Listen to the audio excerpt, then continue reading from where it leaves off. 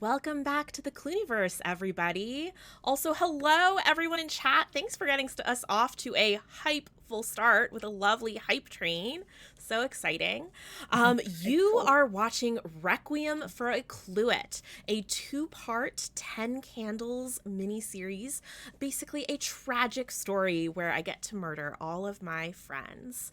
Let's hop right into, let's not hop right into some introductions. Before introductions and storytelling, I want to give a big thank you to all of the really immersive tabletop sponsors who are helping to make this show possible.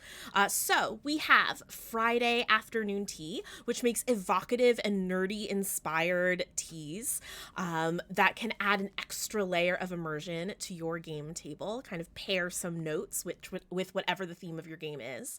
We are sponsored by, let's see if I can do this without burning myself, with Cantrip Candle that makes some amazing scents. Like I've got library scriptorium, and there's woods themed and seaside candles for wherever your adventures take you. We are sponsored by Roll20. If you need an immersive tabletop game for your online games, Roll20 is a great resource for that. And of course, we are brought to you by Behold Her Studio, my studio, and your Ko-Fi donations making this possible, and also the podcast version of this game possible. So thank you to everybody who donated and everybody who is watching and supporting us right now. Now let's jump into some introductions. I am your game master, or them, for 10 Candles, Lysa Penrose. My pronouns are she, fey, fair. And we'll start with Eugenio. Tell folks who you are and what character you're playing. Great. Hi, everybody. I'm Eugenio. You might know me as DM Jazzy Hands on the interwebs. And for the next couple of weeks, I will be reprising my role from Haunting of Good Society as Harriet Cluett, one of the elder twins of the Cluett family. The younger of the elder twins. Sorry, Just I'm not say playing. that we were both elder than Eddie, but yes, true. Also, the younger of the elder twins. And Harriet is an exorcist nun of sorts. We began to learn at the end of last season. TK. It's me. It's TK. I am very excited to be here as a player. I will be playing Sister Agnes Van Hop.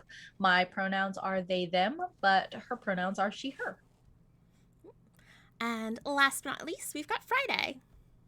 Hi, I'm Friday. My pronouns are she, her. My character for this fantastic sequel game is Jules Bachar, who is a dashing French-Arabian adventurer, archaeologist, weapons expert. Think of him as a very sexy French-Arabian early 19th century Rick O'Connell, like in The Mummy. Tight pants, cool guns, beautiful face. Yes, and I'm so excited to tell a tragic horror story with everybody. For those who are not familiar with 10 Candles, yes, the genre is tragic horror. That means you go into this game knowing that by the end of the game, every character is going to die. As we tell this story, you are going to see the candles at the bottom of the screen start to extinguish one by one as we world build together and discover the horrors of them together. But right now, everything is going super great. Before we lead into our storytelling, we're going to start with some cheerful opening credits, and then we're going to dive into our tragic story. So we'll be right back, everybody.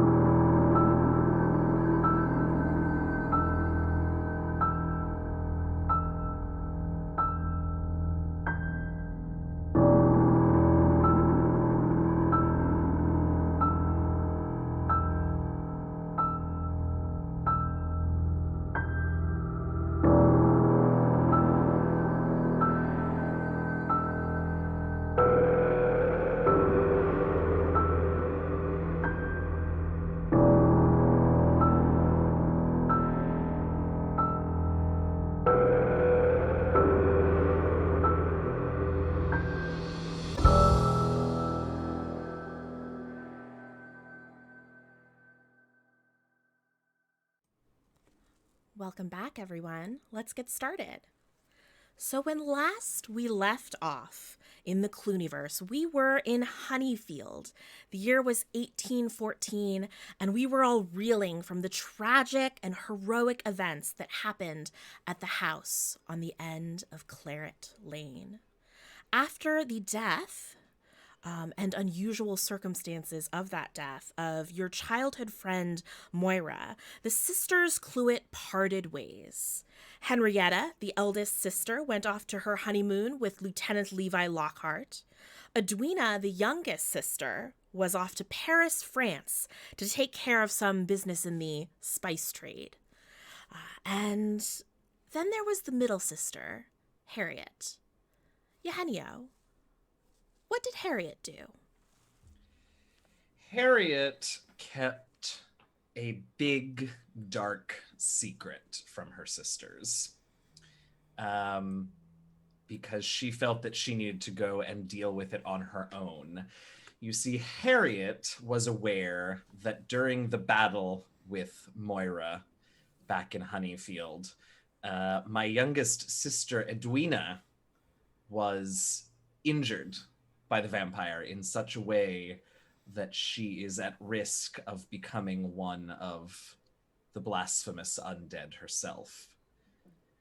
Fortunately, it was a glancing laceration, so the transformation has taken some time.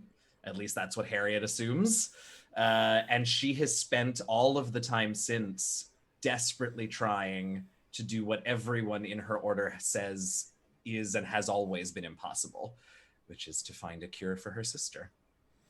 So you began what would be a year-long journey. Before you left on this journey, you wrote a letter to someone. To whom did you write, and what did you tell them? I had already written my sort of letter of resignation, as it were, to our aunt who ran the Abbey of the Weeping Rose, where I had studied. So she knew what was going on. But there was another sort of spiritual advisor to Harriet who needed to hear from me before I went off on this last, what I think is the last leg of the journey. And that is Father Cyrus Lightholder, my original spiritual mentor from Honeyfield. And the letter is more, not cryptic, but lighter on details than either Father Cyrus or Harriet would like by necessity. And it simply said, my dear Father Cyrus, your help over the past year has been invaluable. When everyone else, at every step along the way, gave me nothing but hopelessness, you provided hope. I thank you, and I apologize. For my thanks will be small indeed compared to your contribution to my life and my sister's well-being. I must leave for a time. I think I have finally found what we have worked so hard to discover. If I return, I look forward to seeing you back at home, the Cluett sisters reunited in vespers around your altar. If I do not, I pray that your devotion to me passes on to my sisters. I have done my best to protect them from what I could control for many years. If I can no longer provide that protection, I look to you, Father Cyrus. In love, light, and solidarity in the one true God, Harriet Cluett. And as you fold that letter and slip it into its envelope, you were melting some wax to seal the envelope with the Cluett seal. What does this Cluett's family seal look like? It it's been modified over the years. Originally, it was a pretty simple standard with a lion rampant on a red field. But over the years, things have been added and modified slightly. So now there is a depiction of the chapel in Honeyfield, where so many generations of Cluetts were wed and birthed and christened, and so that is in the back of the coat of arms, is sort of this, well, in retrospect, maybe a little creepy sort of castle-looking manor in the back. I don't want to design the whole thing. Can I ask can I ask my sisters who are not here with me, but if they have anything to add to it? If Edwina were here, what would she remember? Yeah, there you go. Edwina's so about the swords. The crossed heirloom family. How could you forget that part, Harriet? That is very important. And I think in every rendition of the seal, what Henrietta would have remembered of it is that there is a keyhole depicted somewhere, sometimes on a lion's chest, sometimes between the swords. As you've said, it's changed over the years, but a keyhole is always there. I like it. Thank you for indulging me in that. I just felt bad designing our whole family's crest. Yeah, no, valid. Sister Agnes, you joined Harriet pretty early on in this journey. How did you join, and what were your last words to someone, perhaps in a letter, perhaps spoken to them, before you left on this expedition? Oh, I was assigned to Sister Harriet. Who assigned you? Oh, the Mother Superior. Of what convent? The Weeping Rose. And what it's were your... only reasonable that if we go on some sort of mission like this, that a proper church representative be present. Mm-hmm. What were your words when you were brought into the Mother Superior's office and told what your mission would be? Audible or inaudible? Both. Well, inaudible, a lot of screaming. But I am very honored to be on this mission. A sister of few words, but much internal screaming. Yes. Lovely. And late in this expedition, right before the group enters the catacombs underneath Paris, they met up with an expert to lead them on the way. Jules Bashar, how did you join this party, and what were your last words before you left on this journey? Well, being well experienced in archaeological expeditions and having a map of the catacombs given to me by a former colleague, possibly against his will, who can say, I feel uniquely qualified to lead these delicate ladies, these souls, down into the dangerous catacombs. It'll be good for them to have a strong man who knows the way and who knows his way around a rifle down there to protect them. The catacombs can be very dangerous. We wouldn't leave the sisters to their own devices. Plus, I've been promised by myself a treasure. It's my understanding that there is a treasure down in these catacombs. I believe I can find the way to it. And with this treasure in hand, I can finally be worthy of my childhood sweetheart, Estelle, to whom I have written a letter before departing on this dangerous mission. My letter to Estelle from Jules, her childhood sweetheart, her love of her life, says, Cher, I undertake a dangerous descent to secure a fortune that will finally make me worthy of you. I'll return with love always, Jules. How lucky we all are to have you, Jules. Now that we know all of the characters in play and why they have joined Harriet on this mission to save Edwina or acquire riches of their own, we pick up at the end of this expedition. The three of you have been traveling underneath the catacombs, underneath Paris, the parts of the catacombs that are known, through secret passages, on a boat through an underwater or an underground river,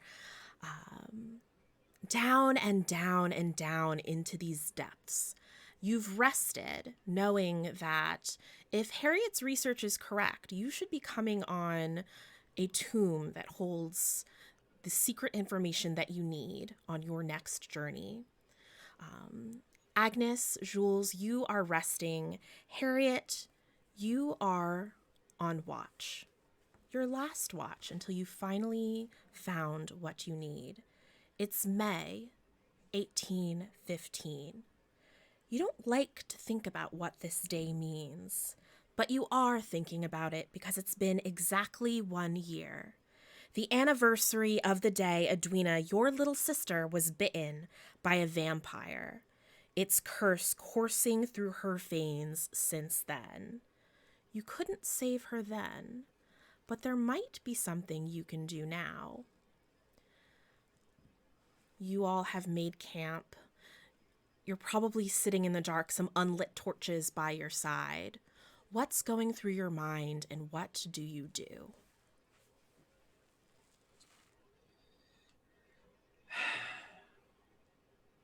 I think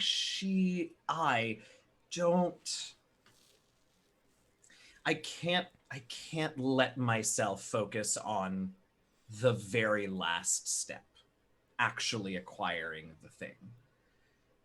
But this close, that's hard to avoid.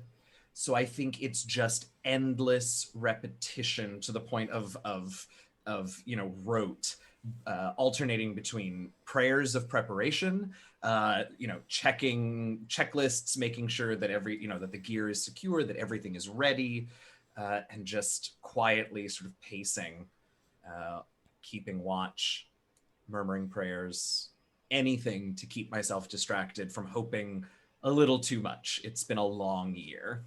Mm-hmm. It's difficult for you to tell in the darkness of the tunnel, but according to your pocket watch, the sun should be rising now. It's the beginning of a new day. I know that the plan was to rise early, whatever, based on the pocket watch, clearly not the sun, and go on, but from what we could tell, probably won't need a full day's journey, and whatever is there is unlikely to be simple and straightforward. So I take a deep breath and wait an extra 5 minutes before waking the rest of the group. And at that point, I give myself those 5 minutes to imagine finding this cure and delivering it to my sister, who, and then that sort of manages to distract me again. Oh, well, she doesn't know. Well, she probably does know by now, but if she doesn't, I'll have to sneak it to her. I wouldn't want her worrying. Just those sorts of things. Again, distracted off. And then at the end of the 5 minutes past, what I decided was sunrise, I will gently wake the rest of the party and get ready. Jules, Sister Agnes, Harriet wakes you. This is the last part of your journey. How do you prepare for the day? The large, manly stretch to begin with, and a readjusting of the gun belt slung low around my hips, and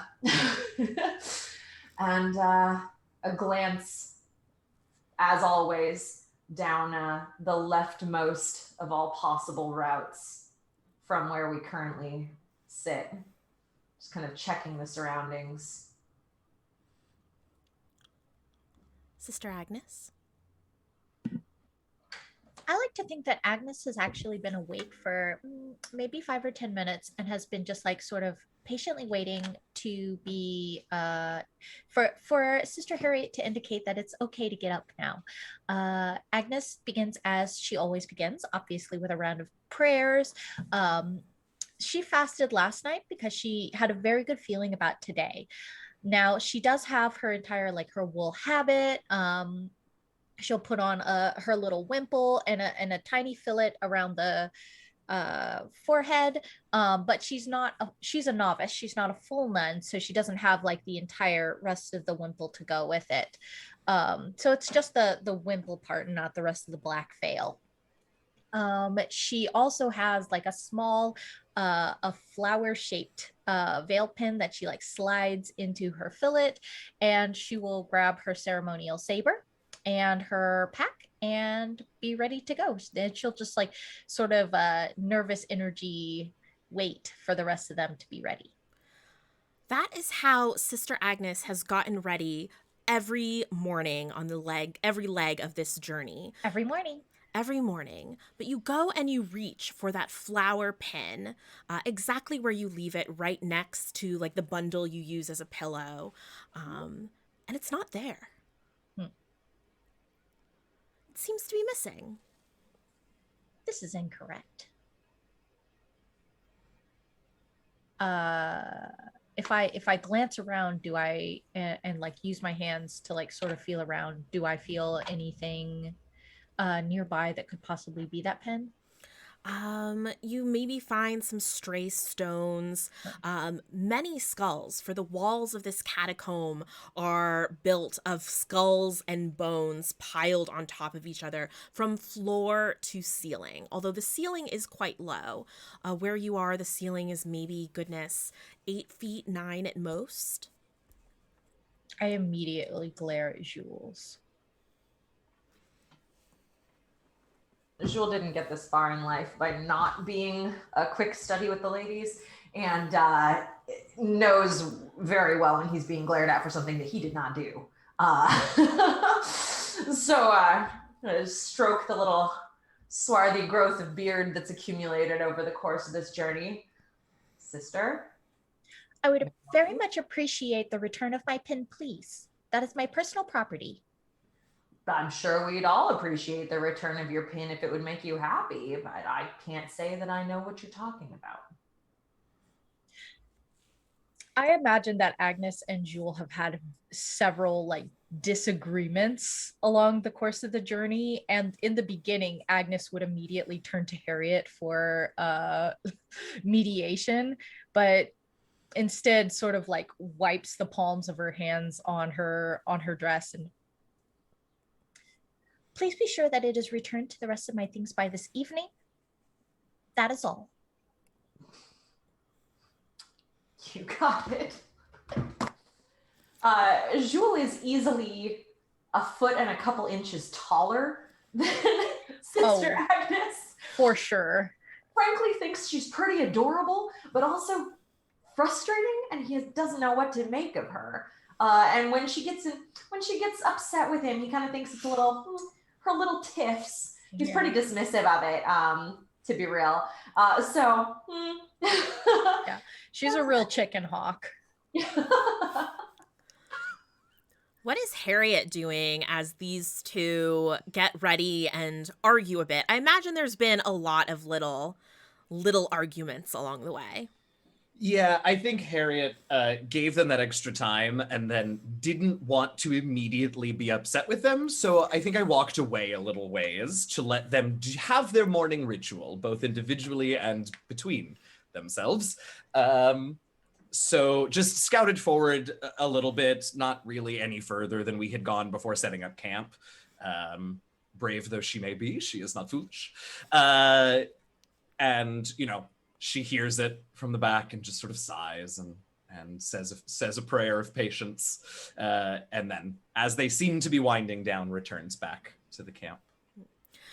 In the glow of your torch that I imagine you eventually light to guide your way, you see those bone and skull-lined tunnels stretching before you. Sometimes the piles of skulls that make up the walls are broken up by garlands of other bones just to mix it up a little bit. But as you journey, you almost become numb to the almost horrific sight of these catacomb walls. And eventually you reach the point where you've been counting your steps, following exactly the research that got you here, and you reach an alcove inset with different ledges of skulls piled up. In the middle of the hall here is a basin that is filled and actually overflowing with water. There's water dripping down into the basin. Your research tells you that there's an entrance to a chamber here, but you do not immediately see one. What do you do?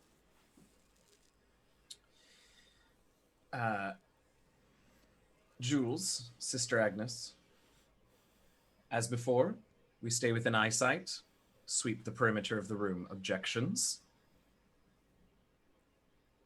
Gun is out and at the ready. I'm at your service, sister. This is a reasonable strategy. I agree. Excellent. God be with you. And Keep your crucifixes close. And also with you, sister. So Jules is guarding with a gun. What are Harriet and Agnes doing precisely? Harriet reaches to grab, as she says, keep your crucifixes close. She reaches for her rosary.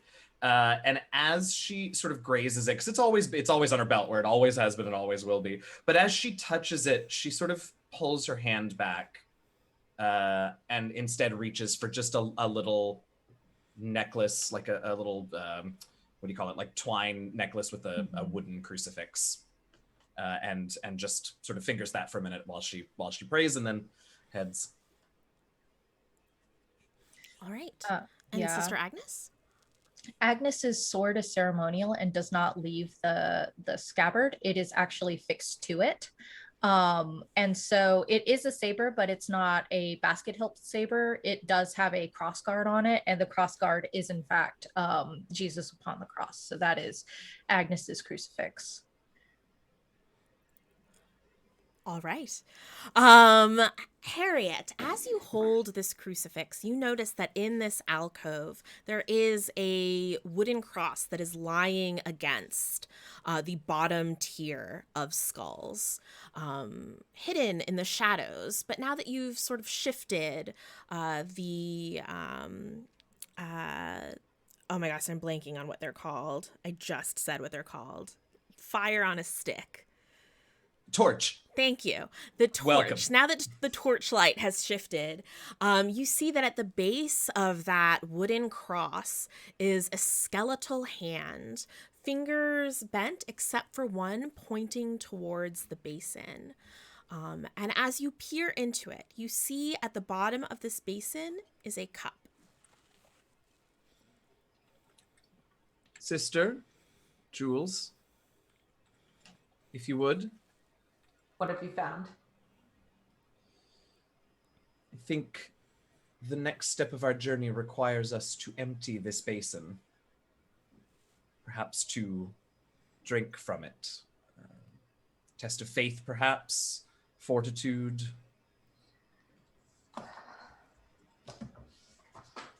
Very well. My arms are longer than either of yours. I'm sure I can reach. If you would, one moment.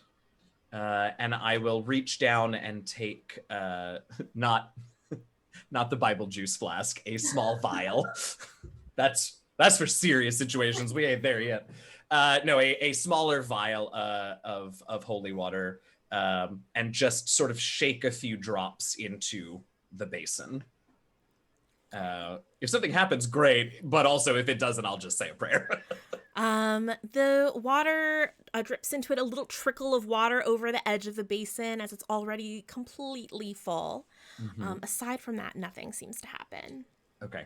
I'll gesture for Jules to go ahead. All right. Jules, and you said that the cup was at the bottom of the... At the bottom of the basin. It's not so deep. I feel like if your arm fully in the basin, you should be able to reach it easily. Excellent. So Jules will go ahead and roll up his button-down sleeves, roll them up, and reach his arm all the way deep down, grab the cup, I'd like to note that his shirt strains around his bicep and is a little bit translucent from the water in the basin. Grab the cup from the bottom, pull it back out, water dripping down his sinewy tanned arm as he holds this goblet and takes a big drink from it. Big drink. As you drink, the water Reckless and tastes disgusting. Yep. The water tastes crisp and fresh.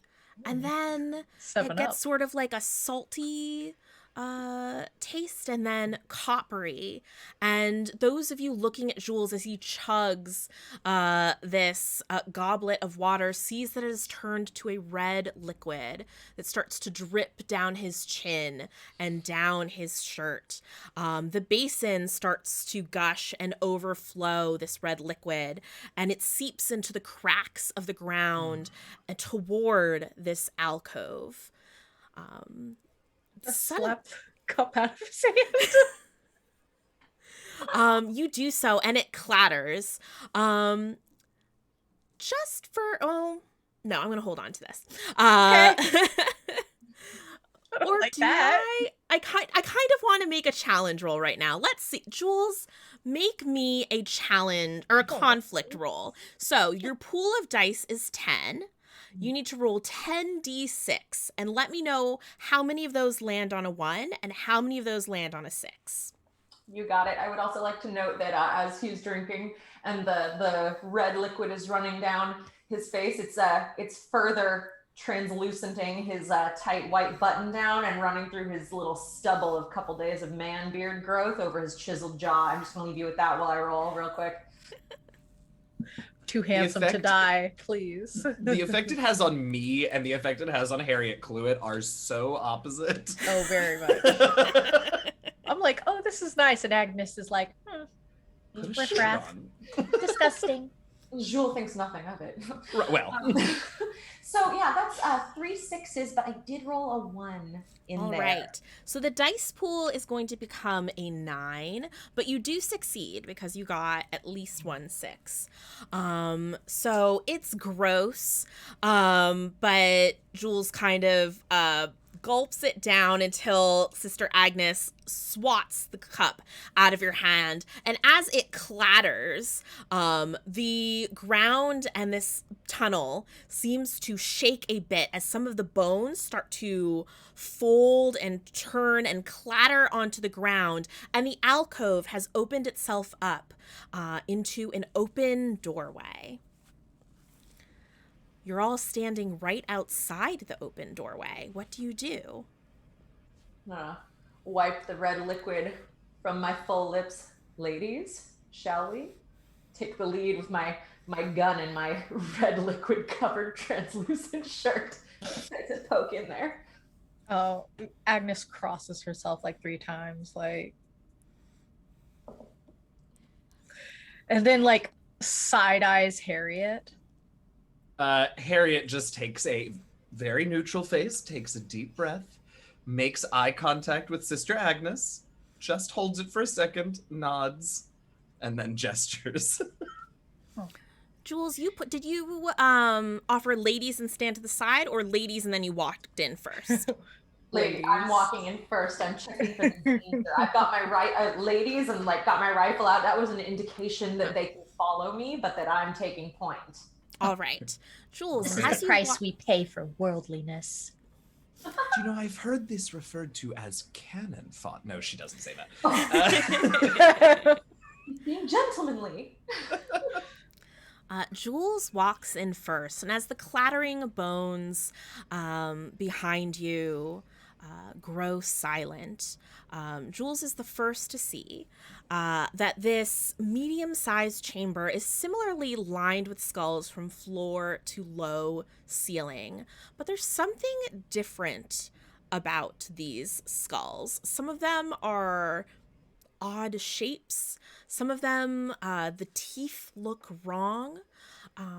There are pillars that have little shelves that skulls are stacked onto as well. There's 4 pillars in this room.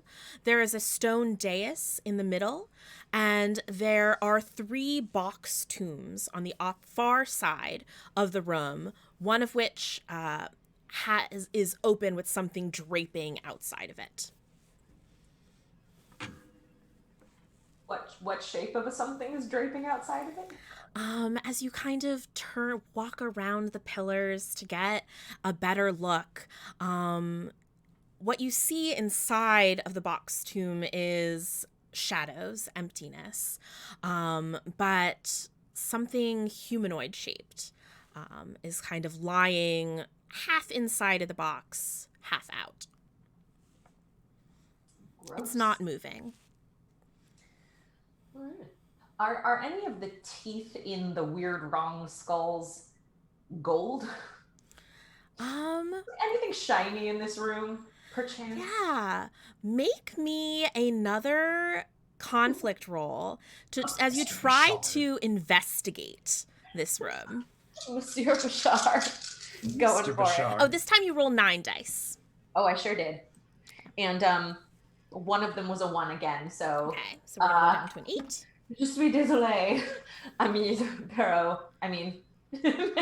So many languages. Don't Did worry you about get a it. 6? I got 1. I got 1 Okay. 6. Yes. That Yes. means that you succeed. You just need 1 6 to succeed. Or yes, I lost. As you are examining the walls, you notice a few things. As you're going through there, like this one, the skull, it looks humanoid, but where the mouth and nose should be, the skull is sort of stretched out. The next skull you see is like really large with these humongous teeth. They're humanoid teeth, but they're just really big. It's strange. And then the next one has these particularly pointy canines.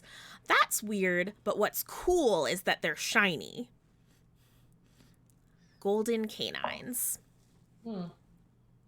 Lovely. Well, I certainly think that Jules would have a set of pliers in case of any gold stuck in the walls of things, being an accomplished archaeologist. So I imagine Jules will take pliers out of part of his little low-slung tool belt. There's no room for him in his pants. They're too tight. And start to try to yank these gold teeth right out of this skull. Absolutely. You are able to yank the teeth out of the skull, but the whole skull pops out of the wall, and all the skulls above it start to clatter and fit into place until there's silence again. A pause. The wall hasn't fully collapsed, just shifted. And Harriet and Sister Agnes, have you entered the room? Oh, yeah.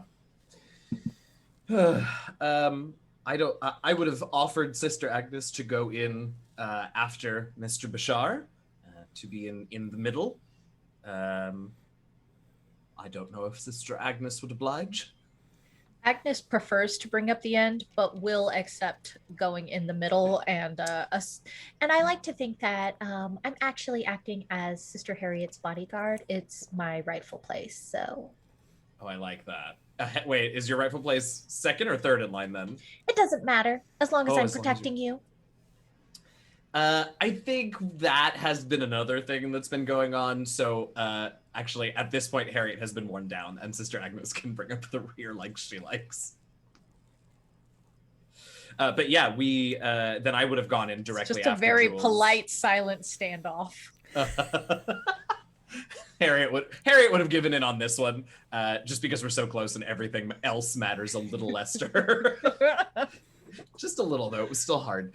So I would have gone in right after Jules, and I mean, oh, Mr. Bashar. So seeing that he has been distracted by Shiny again, I guess I will take a look at some other things in the room, but I don't want to interrupt if something was about to happen. We'll return to Jules in a moment. Oh, good. But what is Harriet doing as Jules wrestles with this tooth? Taking a deep breath and remembering that once or twice so far he has in fact proven useful. So I will go over to, you said there was a dais or an altar in the center of the There room? was, in the center of these 4 pillars. So yeah, I will go check, have a look at that first, before I head over to the tombs. Absolutely. You walk over to this dais, and there are a couple things that you notice. The skulls on these pillars, as you approach, also seem strange. The eyes on one skull, the eye sockets, are impossibly large for the size skull that it is. You would think that it's some sort of animal skull, except that it definitely looks like a human, just with giant eyes. Another skull is human again, but again with these large fang-like teeth on it. And you remember, as part of your research, that you were told that deep, deep underneath these Paris catacombs were the tombs, a hidden crypt of the first monsters. You learned this after digging through quite a bit of your family history. You know that you're not the first monster hunter in the Cluett line. And this knowledge was buried deep. Quite literally.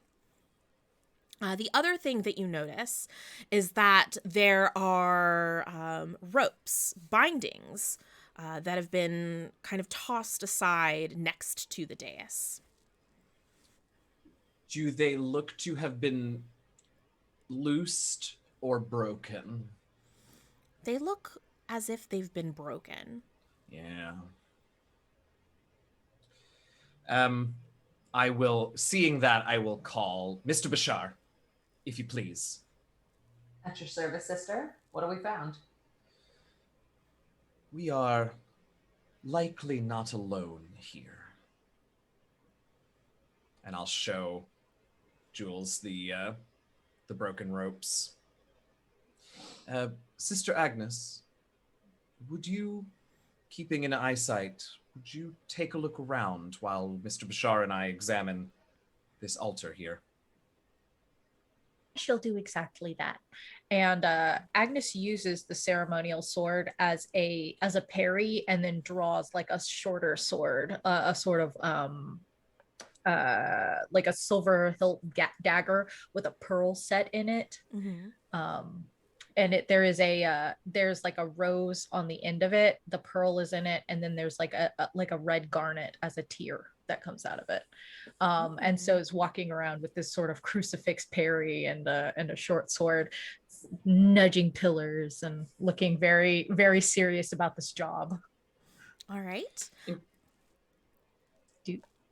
Do I get to roll anything and see? Or so do you want to like investigate Yeah, around the room? I Okay, wanna cool. investigate. Roll me a conflict roll to investigate, and you are rolling in a pool of 8d6. 8d6. 2. Okay. That's 8 of them. Okay. Okay. I got 2 6s and a single 1. Okay. Whoop. So, the pool of dice reduces to 7. 7. And you do succeed. So Okay. this is what you notice as Harriet and Jules circle this dais and examine it closer. You feel drawn to the 3 tombs in this room. There is carved into the stone some old French. Would Sister Agnes have studied Old French? I don't know if sister. No, I don't think that Agnes would have studied anything like that. Agnes is young but very single-minded, and so if it is not something that is specifically meant to give her an advantage in battle, then it is not something that she would have studied. She indicates it in her mind, and will ask Harriet about it. Okay. Well, the words you see written there then would be Société de Toisons, which I suppose Agnes might read as So Syet D. Troy Sang, written on the wall there. The tombs each are engraved with an image. One is engraved with the image of a candle. One is engraved with the image of a lion with a keyhole on it. And the other is an image of a droplet. And a droplet inside of a sun. That is the one that is open. With the, what you see is an extremely desiccated, dried corpse. Did Agnes read this aloud? I think that Agnes. I think that if Agnes thinks there's somebody in there that they need to be looking for, they will reserve all speech for face-to-face communication. But they will examine the tomb that you said was open. Does it look like it was pushed open by a person, or is it broken? Is it it looks like it was pushed open. The stone tablet on top with that sun and a droplet engraved on it is kind of like leaning against the stone box. And as Sister Agnes approaches to peer inside, she would see that it is empty, save for some disturbed dust. I hate that. And the corpse is it is unmoving. Why would you specify that? I don't know, because maybe you were wondering. Oh no. I feel like Sister Agnes would make note of that with her training. Yeah, you're right. You know what? You're right. Corpse, unmoving. TK will also remember this. Is this what it's like? I don't like this. It's an unmoving corpse. Is great because all you have to do is cross out moving and write dead when it starts moving. And I feel like with Sister Agnes's training, you would also note that it looks as if it has had all of the blood drained from it. Because it was properly embalmed. Exsanguinated. Oh, Agnes will give a low whistle to Harriet. Yeah, I mean, that's... Sister Agnes may be young, but she is obviously capable. So that whistle would immediately get my attention, assuming there was nothing more pressing that Mr. Bashar and I had found. Besides his increasingly translucent red shirt. It's an increasing reason for me to go pay attention to you instead. Yes, seek the grace of God. In these texts. Need some of that Bible juice. I'm sorry. Lil Nas X just keeps playing in my head. Okay. All right. So Harriet and Jules, as Agnes calls you over, you join and you see the same things. Jules, you, I imagine, would understand French or Old French. Yes. And so you would be able to translate the words to them as the Society of Three Blood.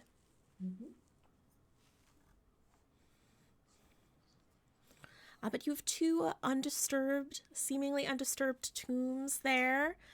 You have one lovely, not moving corpse. What was that? Will you remind me of the icons on the other two unopened slabs? The one in the center is a lion on its hind legs, a keyhole on its chest.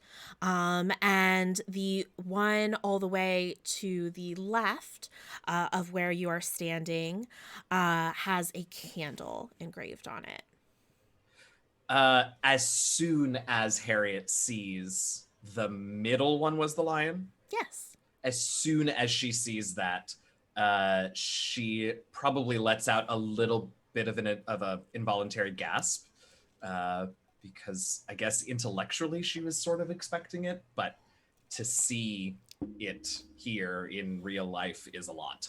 And then she will just point and say, Mr. Bashar, that one, if you don't mind. To open? Yes, sir. That is why you are here, isn't it? To discover treasure and glory? In a tomb, absolutely. That is why I'm here. As you wish, sister. And he'll strain his muscles to move. He's got to plant a back foot so the butt really pops in these tight khakis. Gets out his weightlifting belt. Yeah, the stuff, his back muscles straining visibly through his translucent white shirt, shoves this stone door to the side. All right. If As you you want an strain editor to for push, your next romance novel, just let me know. Truly, though. Truly. Test reader. as you strain to push open this tomb, make me another conflict roll with 7 dice this time. Jesus, Friday. Well, I'm the This is what Jules is for. This is why he is I'm here. the maverick. Okay. Sure, Agnes yeah, that's what I leans call it. Agnes leans into Oh. Harriet and says, "Something So about that other right. lady." Well, I did technically get 3 6s Okay. on it. Okay. However, I did also get 3 1s. Okay. So the dice pool goes down to 4. But do I have to make a choice to burn one of these suckers before I roll? Oh, no. After you can use it. Yes. Excellent. So yeah, I think we're going to burn Jules' vice of overconfidence. Okay. So with your vice, you can re-roll all of the 1s that you got. Would love to. Thank you. Okay, well now only one of them is a 1, and another one is a better. 6.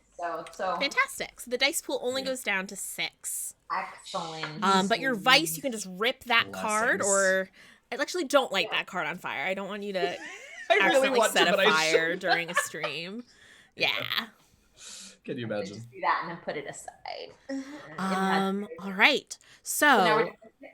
I actually forgot. When you succeed, you get narrative control over your success. So you can describe to me what it looks Oh. like. And please describe to me what it looks like Oh. as Jules opens the tomb. Absolutely. Just like flexes his pecs really hard. Yeah, for sure he's doing that. But also, what are these ones? Are these delts back here? No, are those? Which ones are the ones underneath your shoulder blades? I would not know that. All I know is traps. I'm so sorry. Are you Okay, going well, for lats? Is that? But that's sort of more on the Lats? side. The chat agrees that we're talking lats. Okay. Okay. Lats I should for look at the chat. You're Great. welcome, everyone. Here we are. So Thanks, Dustin. as Jewel goes to push this the stone door away from the tomb, his back foot and his shiny leather well-worn adventurer's boots kind of digs into the dirt, kicking up a little bit of dust, some of which clings to the sweat soaking his lower back through the tight white button-down shirt, his butt flexing as he pushes this door aside, quads fully engaged, and lats for the chat here flexing as well. You can barely see through Jules' shirt in the upper back a tattoo of a serpent, a cobra, just visible through the sweat and red liquid stained shirt. And he pushes with a grinding noise, the rock, not Jules, the door aside, slowly, a little bit of sweat coming down the brow and down just off of the cheekbone onto his neck, to the side. Then steps aside, rolls his shoulders back, and indicates to Harriet, sister. So I'm laughing at the chat. They're so thirsty. You asked. As you push the tablet off of the top of this box tomb, it clatters to the ground, and you all see inside a rusted, faded red dress, or gown, rather. Bands of tarnished gold where arms would be, and where the chest would be, a necklace. And as you're watching, it's almost as if the dress sort of inflates with this shadowy figure. And for the splittest of moments, Harriet, you see yourself. It's actually a sensation as a twin that you're probably used to. But Henrietta's not here. And as that one split second goes by, you see the slightest of differences between yourself and the figure lying in that tomb. But that's all the time you have because the torches go out. You hear a loud crack coming from behind you, Jules. A loud stone crack. And you all feel a tremendous breeze swirling around the darkness. What do you do?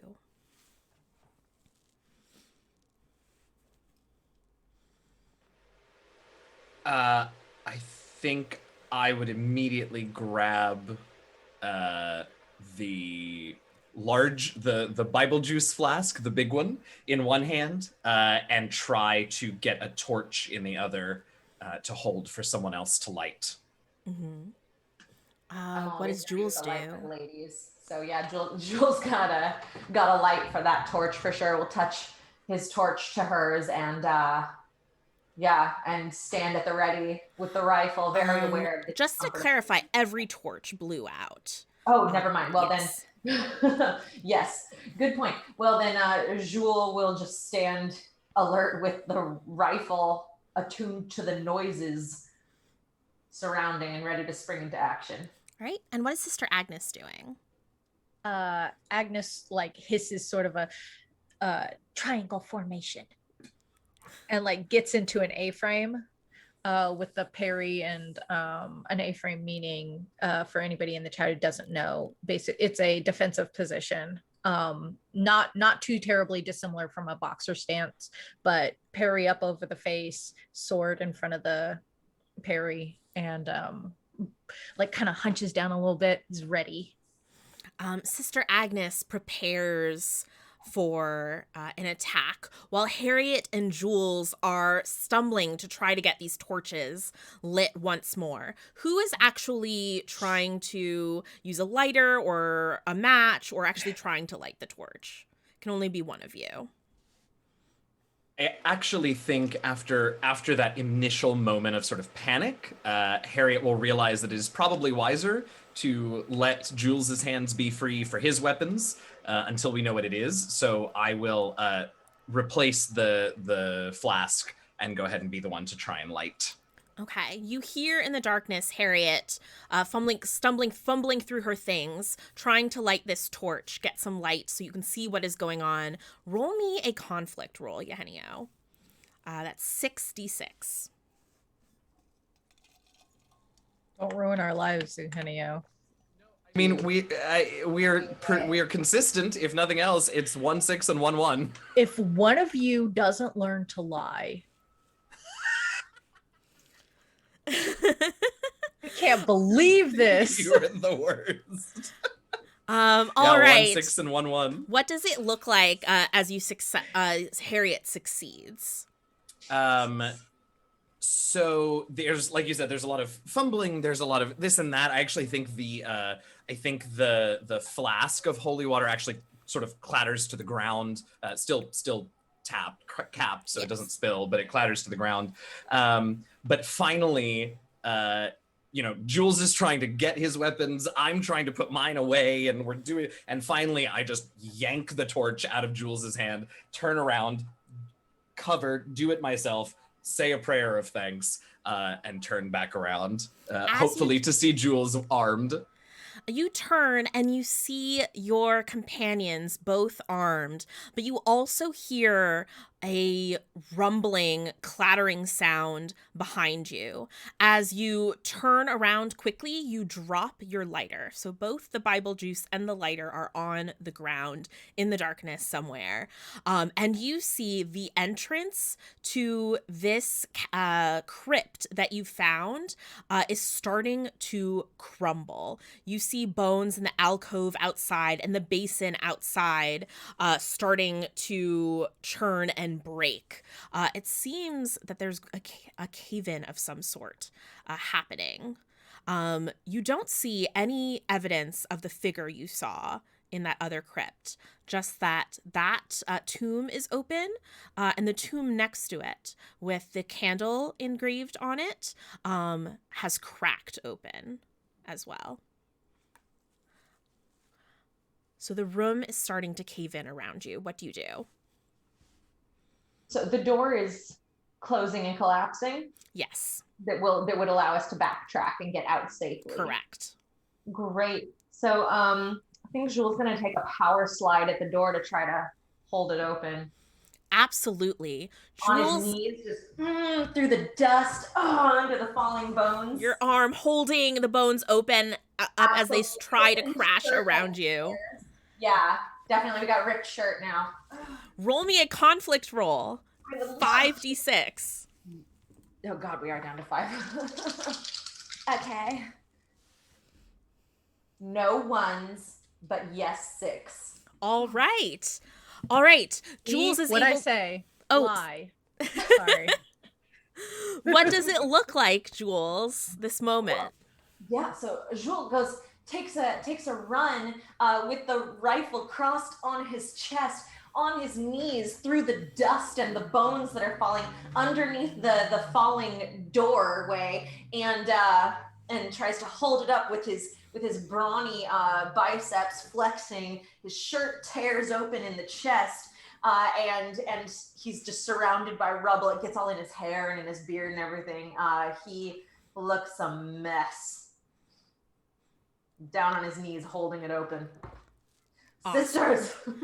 Harriet, Agnes, what do you do? Run for the door. Yeah, I'm clearly Harry going does. to run. Yeah. All right, you Sister run. Agnes What's is the now also alternative? sassing them. I'm so sorry. I know gonna Harriet run. has dropped both a lighter and her Bible juice, so I didn't know if she wanted to stop to pick those up.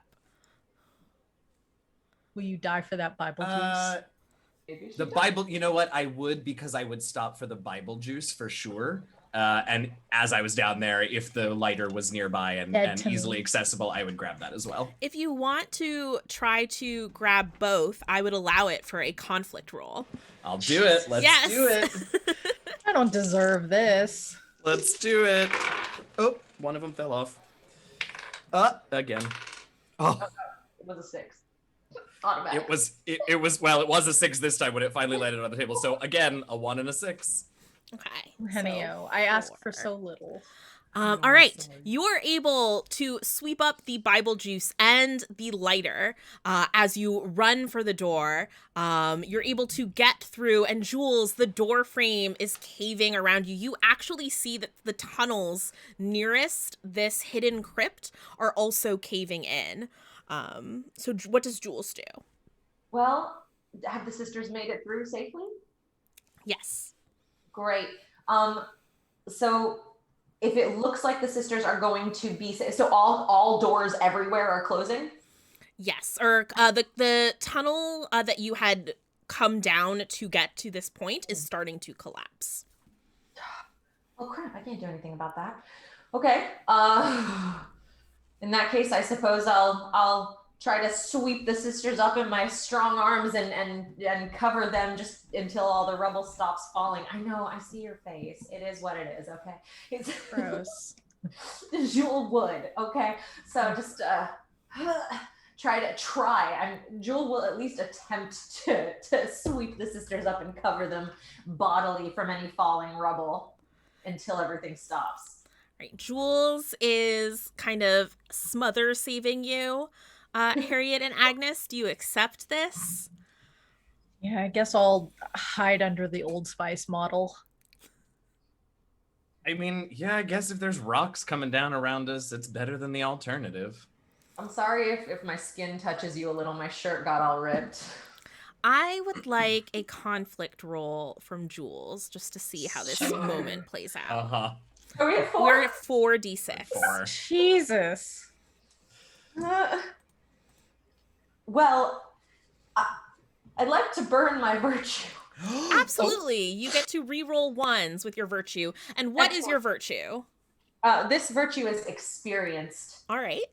Oh. Jewel is experienced, and he's using his experience with dangerous cave situations to hear the sound of everything falling and understand the way that these things typically go, and that there may be rubble for quite a while, and make the call to protect the women until with his big manly body. So yeah, I'm gonna re-roll the one that just happened here. Beautiful. Great. So no ones, but I do have a 6. Fantastic. So All right, so you can rip up Jules' virtue. No virtue for Jewel. All right. So with that, you all kind of hunker down in this alcove. Jules protecting you with his glorious body. Harriet.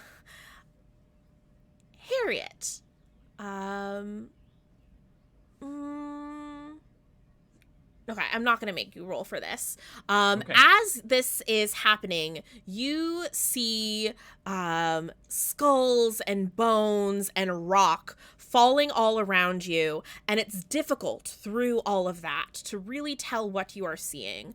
But fleeing down the tunnel, you think you see a ghost, maybe? This like white sort of figure running away. You think footsteps, but again, it's difficult with everything that is happening around you. And the next thing you know, the tunnels have stopped shaking. The bones have settled, but it's not the neat rows of skulls and, I don't know, femurs stacked up nicely. Cracked bones, fragments of bone are scattered before you. The tunnel that you had come down is blocked off by the rubble, but there is another tunnel that stretches forward in front of you. The room that you were just in also is blocked off by rubble. Nothing for it but to press forward. You move forward, and though you've lit your torch, there's something different about the quality of life. It almost feels like the torch is perpetually being smothered, like it's just about to go out. And you all move slower for it, not wanting your last guiding light to disappear. And you can't shake the feeling that you're being watched. Behind you, you hear the footsteps or actually probably in front of you, you hear the footsteps of Jules. Behind you, the footsteps of Sister Agnes. Your own footsteps, of course. But then a fourth set. I'm going to continue walking, but turn over my shoulder to Sister Agnes and just... This is going to be great for the podcast version, so I will describe it as well. I'll put my finger in front of my mouth as if to say shh, and then sort of tap my earlobe and point around to see if Sister Agnes hears it as well. Sister Agnes clocks it immediately and starts walking slowly back to back with Harriet, like eyes kind of scanning. So now that we're back to back and I'm back facing Jules, I will tap him on the shoulder, but then immediately sort of place the palm of my hand on the back of his shoulder and like just press forward lightly as if to keep him moving, and just whisper very, very quietly, footsteps. Jewel will give just a little small nod of the head and kind of a little shoulder roll to indicate non-verbally to Sister Harriet's palm on his back that he understands and that he's alert. Yo, Harriet, what do those traps feel like?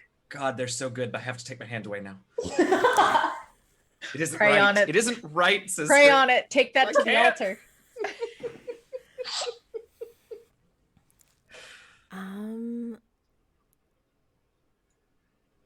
So Excellent. Agnes, you are walking sort of backwards. You're back against Harriet. Is that correct? It's like very, very like slow, measured walking backwards to like keep an eye on whatever might be behind them. Okay.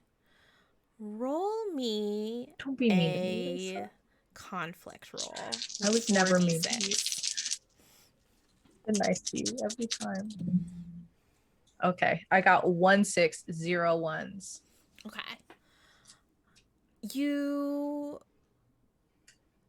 The extra set of footsteps stops for a while as you move in this formation. And then you start to hear them again. Oh, they're almost like shuffling feet. But Agnes, you don't see anything at first. And then the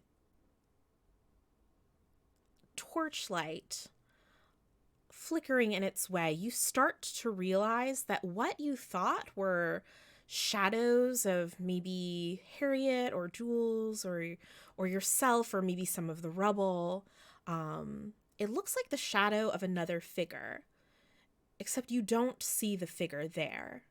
But there's definitely a shadow of somebody, and that shadow is following you. As that shadow's legs move, you hear that soft shuffle. I'm sorry, TK, do you not like that? I don't deserve this. I've only been nice ever. You do. No, I don't like this. It's spooky. I'm a weenie. Okay, Agnes will pay attention to that. Agnes is so much braver than I am. Agnes will pay attention to that, but not say anything. Okay. She doesn't say anything, and you all continue forward. And then, Sister Agnes, you notice a second shadow has joined. All right, come on. And then a third. Now Agnes is like, does like, sort of reach behind her and like tap the elbow into Harriet. And goes like, 3. Yeah, so I'll turn also and sort of start doing the same thing that Sister Agnes is doing, walking backwards in that measured lockstep to see where she's looking. Where Agnes points, you don't see 3 figures. Okay, this is rude. No. Because the torchlight seems to abruptly stop at an edge. There is a wall of shadow approaching you. And as you pause there, stopped because Agnes has stopped you, it starts to move forward faster, a little bit faster. Oh, come on. What are you all doing? It's approaching. Running! Mr. Bashar! Let's get a move on! Just let out like a little bit of pee-pee and then run. I'm kidding. Agnes does Mr. not Bashar do will that. also let out a little bit of pee-pee. Good, we all did. Mr. Bashar will turn back and look over his shoulder because he's been facing ahead this whole time. He didn't even know any of this was happening. And will turn around, see this wall of shadow, realize it's encroaching and that this is bad and wrong. He's never encountered anything like this. And will put himself between the nuns and the wall of shadow and take aim at it. You're going to try to shoot the shadow? Yeah. Okay. We aim our guns at the darkness. You aim your guns at the darkness. Okay. Well, Jules is interposing himself. Jules, make me a conflict roll to shoot the shadow. I would love to. Yeah. Oh, no 1s, but no 6s either. So. Oh, okay. So here is what happens. I get narrative control over this failure. Those 4 dice that you have left become my dice. So you will now be rolling successes against my successes. Excuse me? But this is what happens. Friday. Well, it was We all know what she's gonna say. Jules turns to shoot at the shadows. Harriet and Agnes, you are behind him. Agnes, you're starting to get your weapon out, but you hear that Jules has stopped firing because the shadows have grabbed his weapons, and you see it thrown deep into the darkness from the tunnel whence you came. Jules turns, grabs you both, and you start running as the scene fades to black. So scary, but I was really scared the darkness was gonna take the gun and just like The darkness was gonna shoot you? Is that what you were afraid of? The darkness shoots you. scary. I'm also going to say, as you run, you had been moving so slowly to keep that torchlight up. As you run, your torch goes out, and we blow out one of our candles.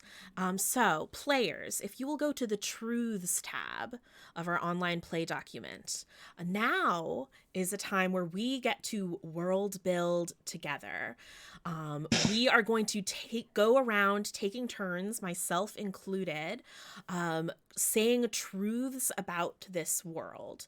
It can be truths about them, truths about yourselves. So it could be that you find a companion, that you find a stash of guns. It could be survival things, or you could lean into that this is a tragic horror and make them even more terrifying. So the first thing that we say is that these things are true. The world is dark. And Friday, we'll start with you. What is a truth you want to give to this world?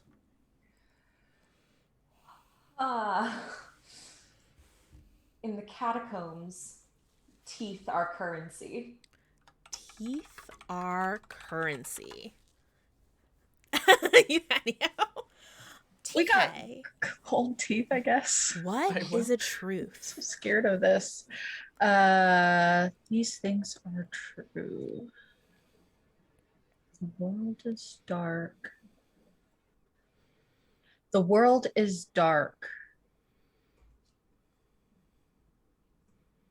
But the catacombs are unending. The catacombs are unending. I like this. Eugenio, what gonna is a die truth anyway. about this world? Let's see.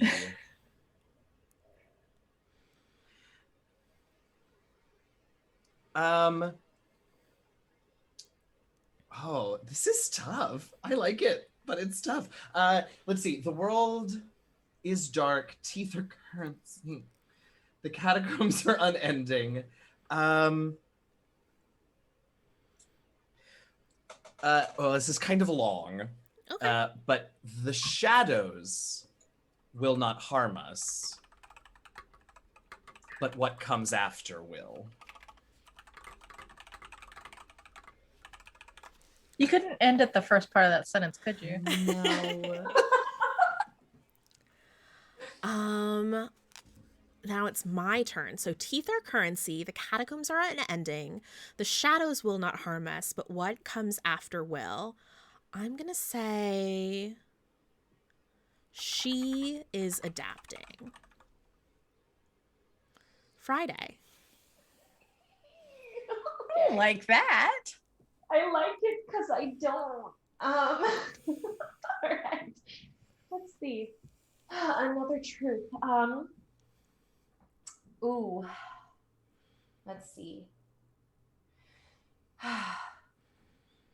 The leftmost tunnel will guide you toward your inevitability. All right. Cool. We are all so dedicated to keeping this creepy, and also like, how do we get to the end? Because at this point, no guarantee. TK. These things are true. The world is dark, and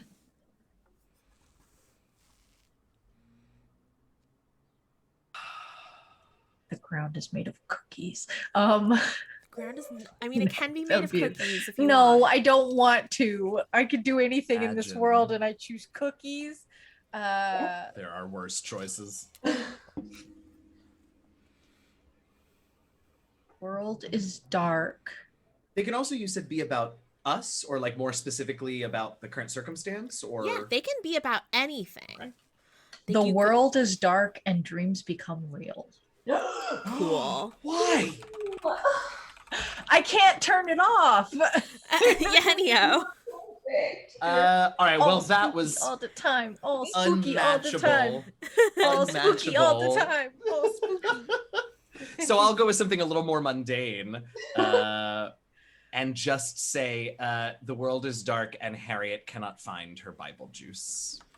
Harriet cannot find her Bible juice. It's All gone right. forever. The world is dark and and Terrible. they can shapeshift. Good. Friday. All right.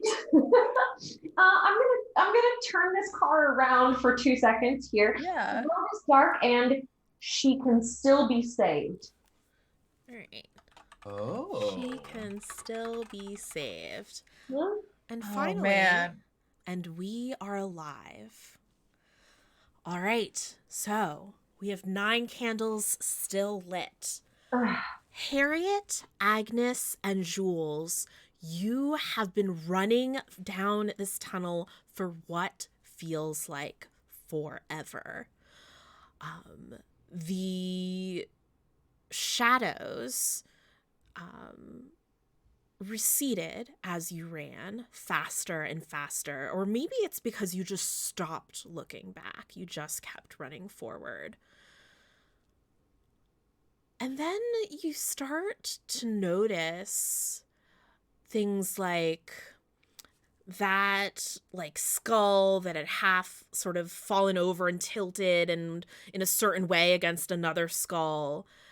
You swear you've seen that 2 or 3 times already. It's almost as if these catacombs are unending, that you are running through an infinite loop of these bones. But that would be impossible. I don't know how that could have happened. I keep leading us left. I think you just answered your own question. It doesn't make sense. It's not an ending. Jules is just leading us in a circle. And then you start to hear in the distance, echoing back and forth these tunnel walls, a voice saying, "Help, help, help, help, help, help, help, help,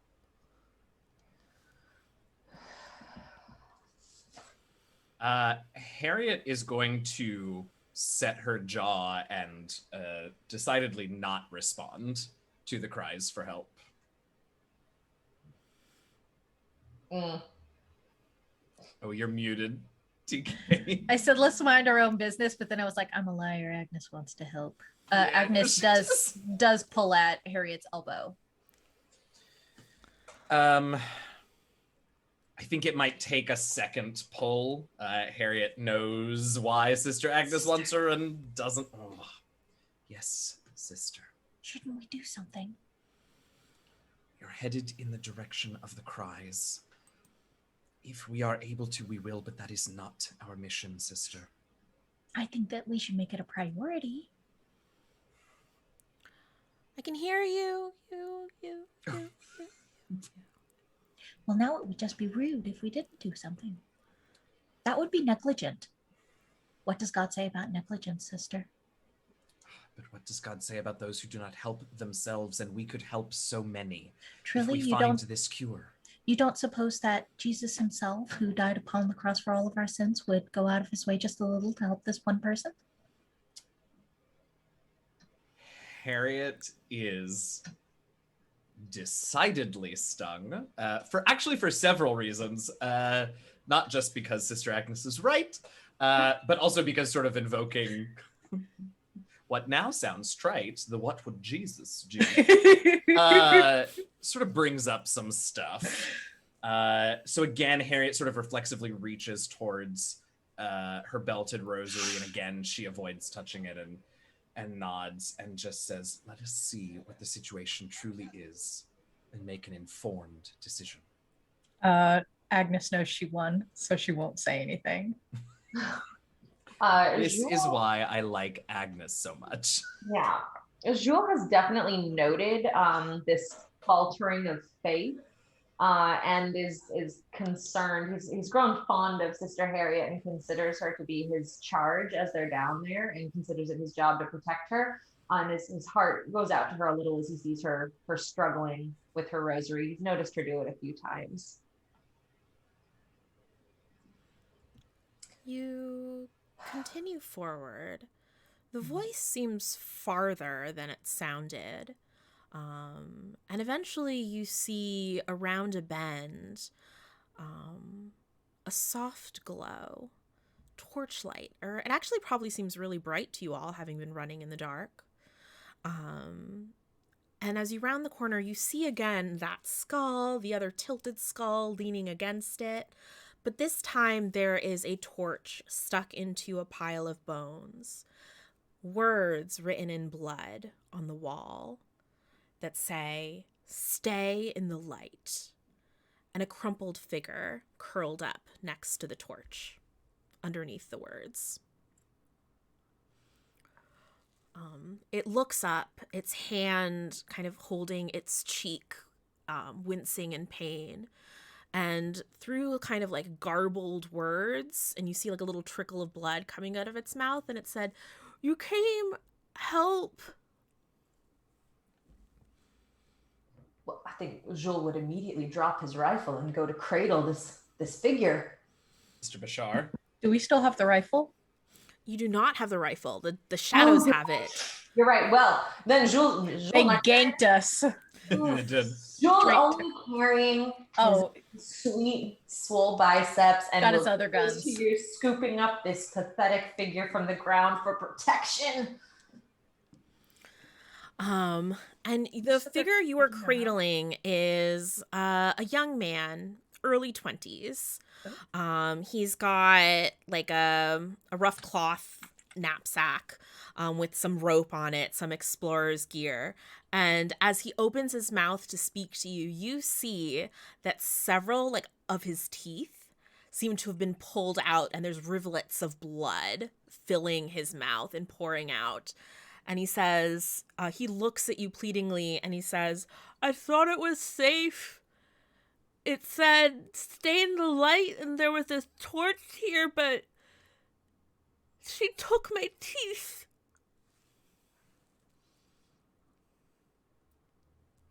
Well, now Jules has all manner of red fluids all over his shirt. I'm gonna take a knee and put this small man on my knee and rip off the sleeve of my shirt and use it to dab at his bleeding mouth and stroke his hair as I do so. "She stabs me." And he opens up like the little jacket that he's wearing, and you see he's been stabbed with what looks like a large hairpin. There's a white flower on the end of it, stained a little bit red with his blood. Oh my God. Well, sister, it seems we've found your pin. You'd return it to me? I'll just yank it out of this guy and hand it back to It's just like an anime splurt of blood. I just rip off a little bit more of my shirt and dab it on there. Yeah, Agnes just swipes it across Jules's shirt, but then doesn't put it in her veil. She just pockets it. That'd be so messed up if you just put it in your veil. Wouldn't that be horrible? Oh my God. Agnes is very steadfast, but not horrible. Well, Who's really a good person down here? Let's be honest. I Anyway, mean, Jules? anyway, Mr. Bashar, if I could speak to you for a moment. He'll be all right. You'll be all right for a moment longer. Don't leave me. Okay. You'll be right here, sir. Okay. Jules set him very gently down and leave the rest of his shirt. Just take it. We'll leave this man the shirt off his back. fear not, civilian. I will guard you. All right. Shirtless walk over with Harriet. And... Jesus Christ. As Jules and I step... As Jules and I step to the side, I try and catch Sister Agnes's eye and just flick my gaze toward her weapons and then over to the guy and just sort of give her a little glance. Yeah, Agnes.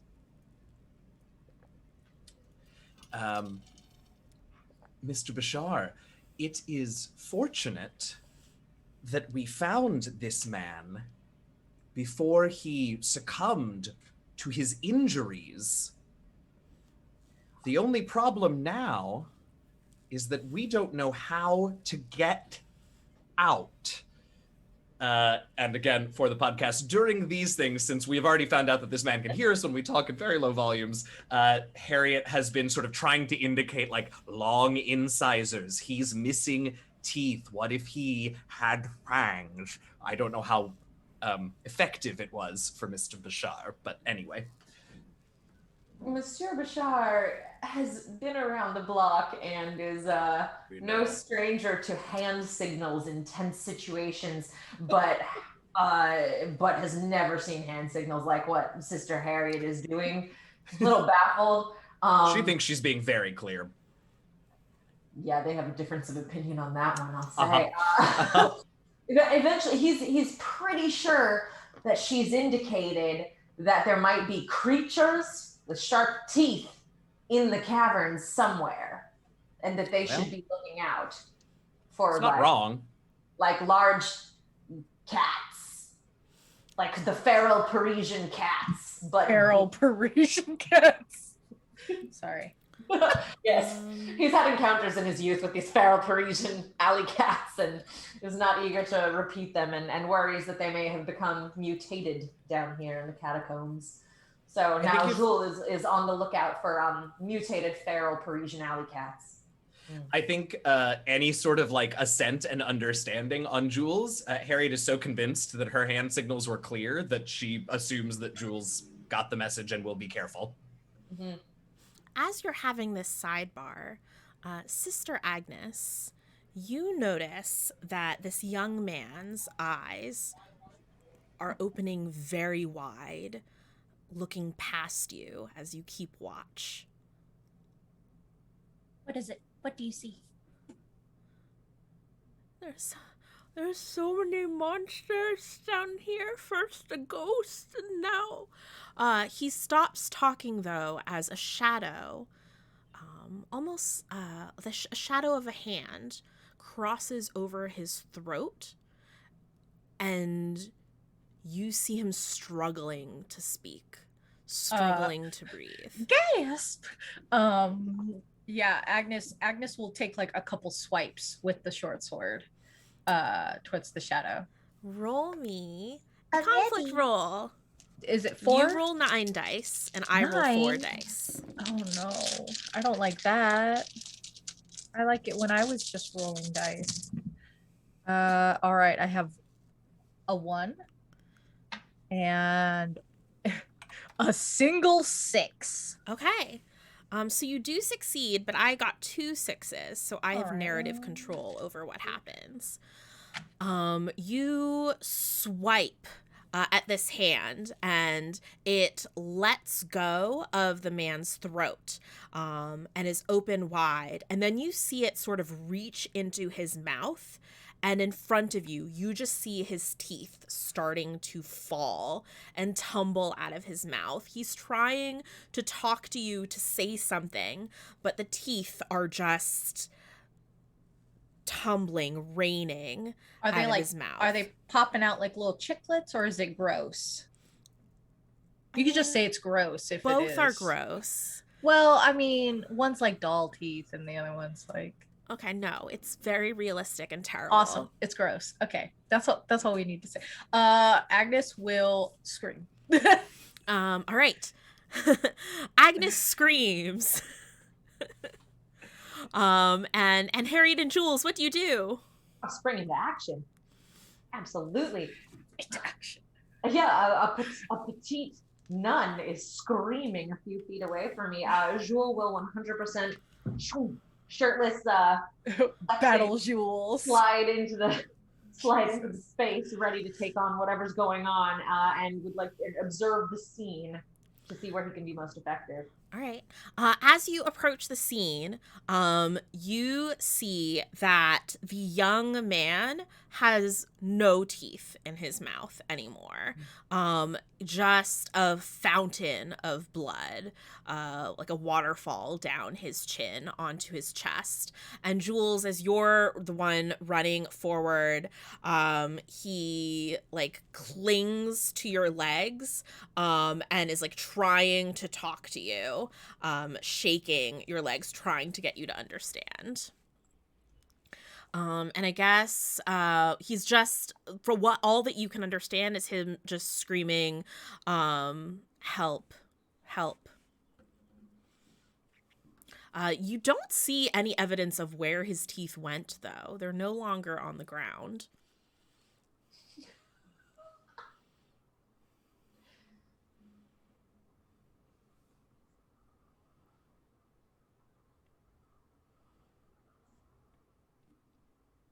Oh, Eugenio, you're muted. Oh, I thought it was just me. No, sorry. Harriet, I think, is going to take this all in and bark out a command for her companions to run, to leave, to go. We can't leave him like this. We have to take him with us. He will not survive. Look at the blood loss already. We must go. Sister, I hate to leave a man behind, but I have to agree. We've got to go. All right, I grab the torch. Right. Oh, you grab the torch. Sorry. Yes, Agnes, yes. He is going to, you hear him moaning, like, help, no, don't leave me. It's all I have. And he's just starts saying over and over, stay in the light, the words that are painted on the wall above him. And he's going to try to wrestle you for the torch. So I need you to make a conflict roll. I will say if he tries to wrestle me, I will stab him and just put it out fast. Okay, I still need a conflict roll, but that'll change what the results are. All right. But also just wear that pin in your habit. Damn, like Oh, look, everybody. Look, I've made mistakes, and I think that it's okay to accept that sometimes in life we make mistakes. Sometimes we roll ones, sometimes we roll sixes, sometimes we roll neither with 8 dice. Wow. I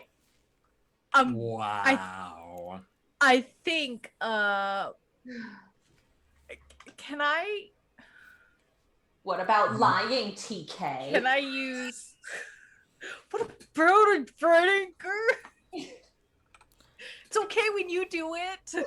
What are you trying to do? Because your virtue or vice need you to reroll ones, which you do not have any of. Yeah. Can I use my brink? You need to have used your virtue, vice, and your moment to be able to unlock your brink. Oh, this is the worst thing that's ever happened to me. All right, that's fine. Okay. Can't believe I didn't lie. So I'm going to put those 8 dice in my pool. I don't deserve this. Oh, no. You just took a full torch and you were ready to stab him for it.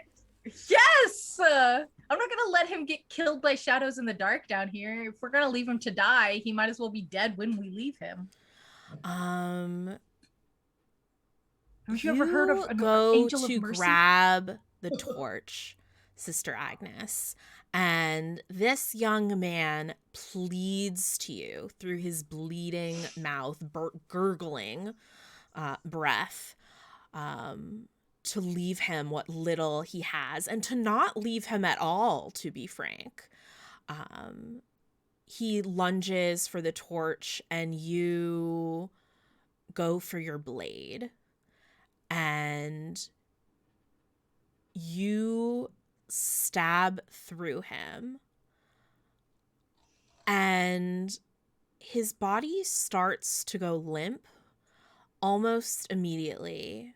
And then those shadows that were waiting with all those teeth just out of reach of the torchlight rush forward. You see them sort of meld with this guy's body, like they go like in to his form. And as you all rush away with the torch, you see his body following after you, almost puppet-like, like something trying to run after you the way it thinks running ought to look. And the scene fades to black. A candle goes out. I know this feels like my fault, but is it? We have some more truths to say about this world. I'm upset. True. This is all TK's fault. These things are true. I never did. I never disrespected you. All three of you have always been my favorites. So good. I don't deserve this. It's too spooky. These things are true. The world is dark. And TK, how about you start us off? Yeah, you start us off. The world is dark and nothing is Agnes's fault. The world is dark and Agnes is trying her best.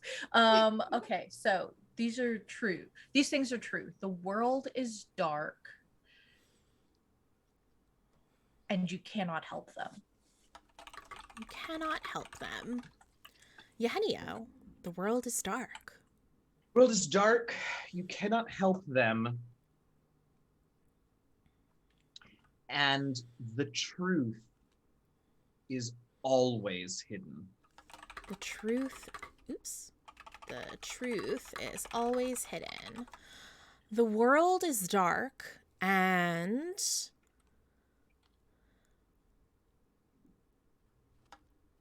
the world is dark.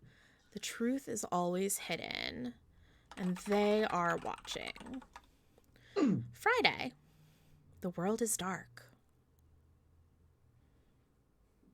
And Jules has misplaced his pliers. Ugh. Jules has misplaced No more his teeth pliers. for you. TK. The world is dark. And let me look at something real quick. I'm so sorry. The world is dark, but our resolve is stronger. Resolve is stronger. Eugenio. The world is dark. And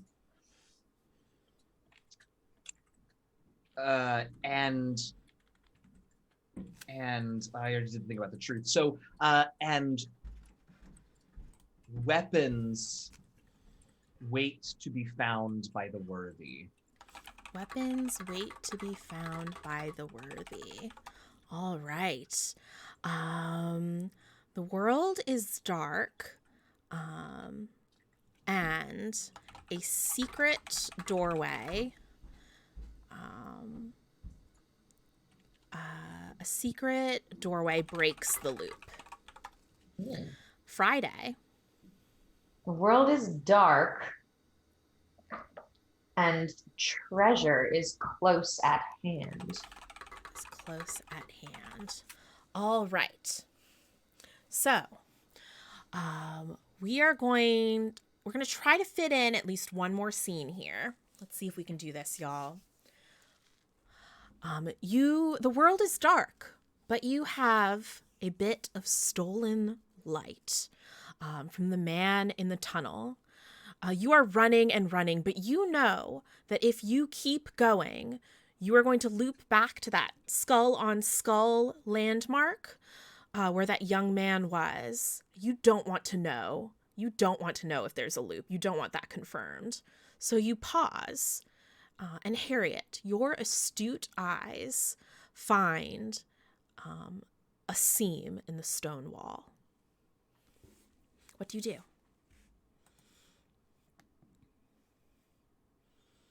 You're muted. 3 times. You're trying to make me disappear. At this point, we are motoring. Yes. So I think Harriet goes straight for the seam, assuming that her companions will figure out what's happening, and just begins to sort of pull at it, follow it. If it slides, she'll do that, but otherwise she'll just follow it and begin to sort of get the lay of if it's a doorway, if it's a, whatever it is. Yes, as you kind of continue fiddling with the wall, you feel it budge as your hands reach a particular hold, and you kind of pull and push sideways on it. And just for funsies, roll me a conflict check to see how strong you are. How many do I get? 8 You now? get 8, and I have 12. Well, that's a lot, though. It is. It's so many. It's a whole lot. Okay.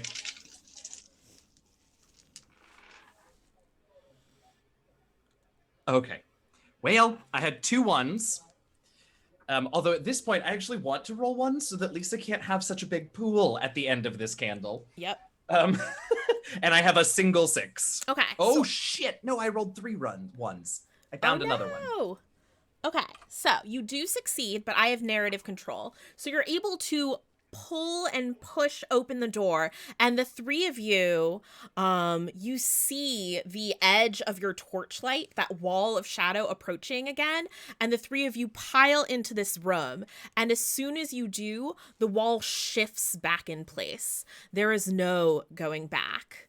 But Jules, there were maybe some unexpected things that happened along the way that were not your favorite. But this room is everything you were promised this journey would be. The torchlight glimmers against gold. There are some like golden candelabras and just piles of jewels and coin and a large treasure chest or some sort. Yeah, you imagine there's treasure in it. What else could be in there in the center of the room? Jewels for Jules is what you're saying to me. Yes. Yes. Fantastic. Well, it's a good thing I still have at least my gun belt with a pouch on it. I don't have a shirt with pockets, and my pants are way too tight to put any treasure into, but I am going to start to, I got to get my hands on this gold because there's a girl waiting for me back home, and I got to make her my wife. So Jules will approach the nearest pile of glittering gold and jewels and begin to just fill up his pouch and try to shove it into his pants pocket. Maybe some like down the boots a little bit. He's trying to find any place. He's regretting not wearing looser pants, but also it would have been hard to pull off that power slide as effectively earlier. So out. How do Harriet and Agnes feel about this? Jules just going into treasure hunter mode. Agnes is struggling. Like, she just had to murder a civilian to take the torch and then watched his body get possessed by like demon shadows. So Agnes, attention 100% not on Jewel. Okay. Just standing there holding the torch and like standing like stock still, and the longer she stands there, the more the torch like shakes in her hand. Mm-hmm. What about Harriet? I think at this point, Harriet is so, with every obstacle we overcome, we are closer to helping Edwina. And so in any other situation, she would reprimand Jules and comfort Sister Agnes, but I don't think any of that happens now. I think she is aware that Jules is treasure looting and doesn't care because she has to go. Right. So Harriet still has her eye on the prize, so to speak. She just has a different sort of prize. So I'm going to say she notices two things in this room. One, in addition to these many treasures, are many glittering treasures, are a pile of scrolls with all sorts of different maps and information on them. Harriet also notices, the door having closed behind you, there is a chandelier of bone above you, and it is linked not just to the ceiling, but there seems to be sort of like a vertical tunnel from which the chandelier is hanging. You don't know how high that tunnel goes. But Jules, as you're grabbing all the heckin' treasure, make me a conflict roll. Yeah. I would love to. And I'm at what, 8 now? 7. Or 7? Oh, I think we're at. Do we get a new candle? You started at 8. Oh wait, you started. And I rolled at 3 1s. Oh, so I think actually we're you're at at 5 5. now. Yeah. Love that. Yeah, so fun. You're welcome. So happy. Oh, 2, 6, no 1. Oh, yes, Jules. All right. I did get 4 6s in my pool. So Jules is stuffing all of these like treasures wherever he could possibly fit them, putting necklaces over his head. You are weighted down by gold. You are gorgeous. And glittering on his swarthy skin, like, oh yeah, beautiful. So you don't notice it when crawling from underneath the door whence you all came, skeletal hands, their thumb bones linked together, and sort of the outline of shadow around them forming sort of hand spiders. Just creeping underneath the door. You don't notice until Sister Agnes. They start to scuttle past your feet.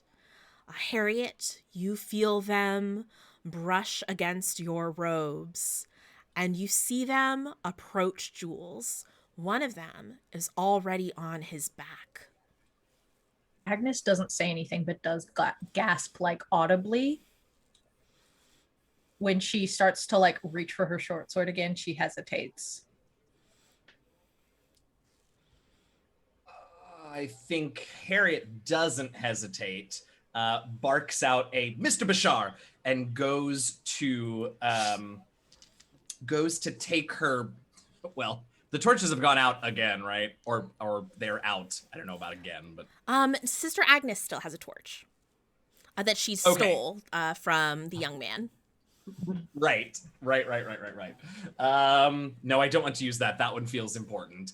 So I'll just, I'll take, I guess I'll just grab and try and pull the one that's on Jules. I'll race over and try and grab the one off of Jules's back that's there. All right. Roll me a conflict roll, as it's going to try to cling to the many beautiful golden necklaces Jules is wearing. Okay, I do have a 6, and I have a single 1 as well. All right. So we're going to go down to 4. It's very nice. So you do grab it, and you grab the hands, and you are successfully holding 2 skeletal hands that are just limp in yours. Oh. You see that bit of shadow, still in the same form, clinging to Jules, and starting to crawl up the side of his neck towards his ear. I mean, I will point and bark his name again, but at this point, what? Jules, you are so enamored by all of this gold. Do you want to narrate from this moment, Friday? what happens to Jules? Yes. Okay. Would you like to co-narrate? Absolutely, absolutely. So, Excellent. Jules, you are so enamored by these, you don't hear Harriet shouting for you, but you do feel a slight pinch as Harriet sees the shadow slip into your ear, and you feel as if something has taken over your body. Excellent.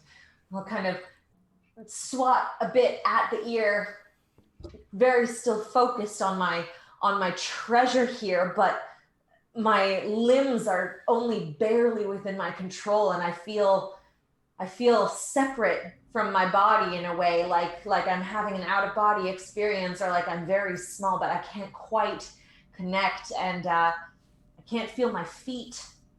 I can't control my tongue, and bit by bit, my limbs seem to simultaneously go limp and move of their own volition. And I'm screaming inside my own mind, but I can't make my mouth move. You, Harriet, and Agnes see more of these spider hand creatures crawling from under the door. And as soon as they come in and sort of see Jules' like body contorting, you see the skeletal hands just drop and the shadows rush towards Jules, almost as if like sort of to a magnet. They kind of glom onto him and surround him. And the door slides open just enough for Jules' gun, held aloft by shadows, snap across the room into his arms again. Mm-hmm.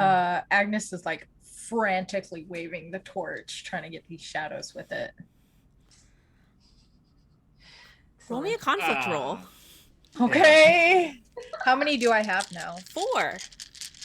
4? I thought I had some. God. Cheerful. Nope.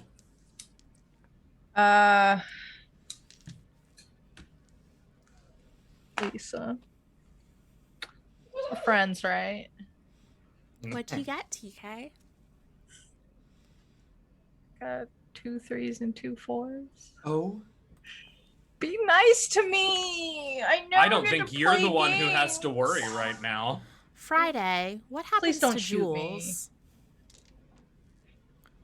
Jules can see and feel everything happening to his body, but can't control it and can't make himself known as himself anymore. He feels his teeth loosen in his head as his limbs operate for him and point the gun in the direction of Sister Agnes.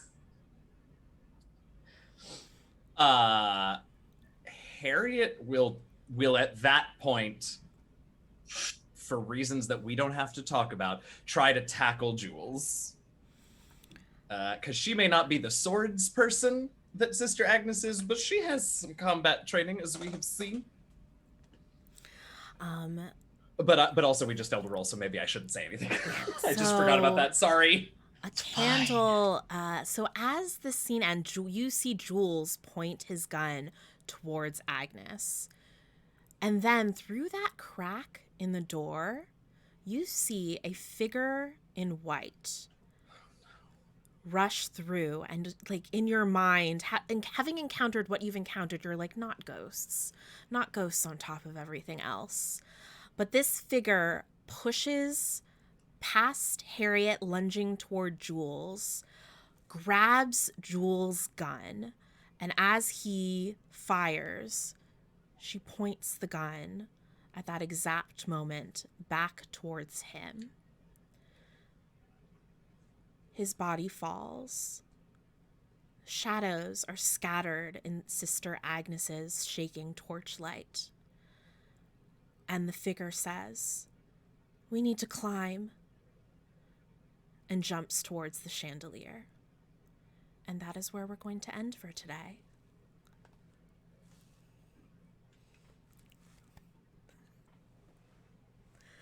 Oh, that was so well timed. So spooky, everybody. All right. First, I just want to make sure, is everyone doing okay? I know we had a lot of like body horror and Yeah. okay. All right. I did go ahead and put a TW in the chat for gun violence, Thank you. Oh, thank you. so that they would know ahead of time. Thank you for that. Oh, yeah, of course. Yes, and is everyone in chat okay? I know that we had one viewer who was not doing great with teeth stuff, so I'm glad we were able to kind of get her out of there. Because apparently there was going to be a lot of teeth stuff. So that surprise is part 1 of Requiem for Cluett. Our 10 Candles 2-part story. Things are going great so far. Lovely stroll through these scenic catacombs. Let's go backwards and do some outros. Friday, do you want to, in addition to your outro, let folks know who you will be returning as next week? Yes. So, hi, I'm Friday. Also, bye, I'm Friday. We're leaving. And yes, thank you for enjoying Beefcake Jules in his brief appearance on this show. I will be returning next week, never fear, as the mysterious waif in white, Jane, who is now in possession of the rifle and seems to know more about the catacombs than anyone else at this point, possibly. TK. Oh wait, Friday, do you want to share like where folks can find you and all of that jazz too? Oh, I suppose. I was too excited for everyone else to talk because you guys are all so amazing.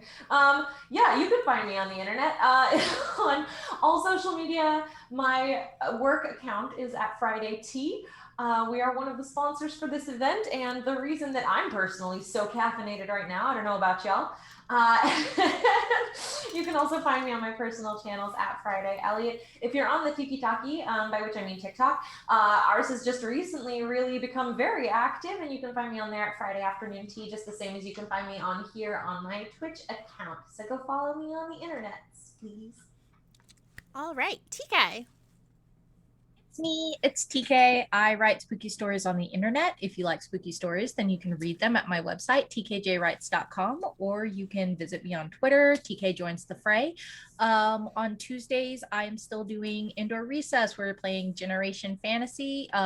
It is a proprietary, like, sort of world, homebrew world that we've created about 4 teens as they discover that their hometown of Jenkins, Nebraska has been pulled into a magical realm.